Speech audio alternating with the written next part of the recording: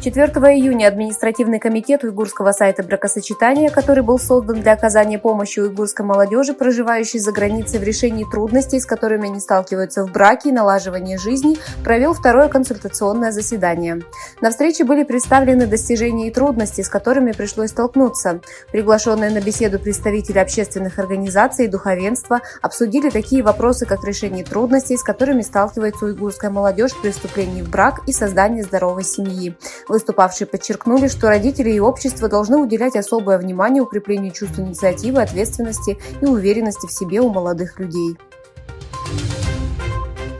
Чтобы контролировать уйгурское население, Китай проводит стерилизацию уйгурских женщин и заставляет уйгурских девушек выходить замуж за китайских мужчин. В то время, когда этому вопросу уделяется международное внимание, Комитет по делам женщин Совета ООН по правам человека опубликовал отчет, в котором содержится призыв к правительству Китая положить конец любым формам дискриминационного обращения с уйгурскими женщинами, включая принудительную стерилизацию и принудительные аборты. Заместитель официального представителя Госдепартамента США Ведант Патель заявил, что США ранее проводили операции в Тайваньском проливе в соответствии с международным правом в связи с преследованием американского эсминца, прошедшего через Тайваньский пролив китайским военным кораблем 4 июня. «Будем и дальше летать, смотреть и работать», – заявил Патель.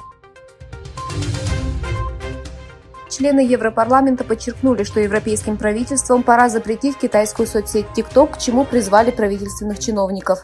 По данным Политико, на прошлой неделе Европейский парламент принял рекомендацию не допускать вмешательства иностранных правительств во внутренние дела европейских стран посредством дезинформации, кибератак и нарушения работы критической инфраструктуры.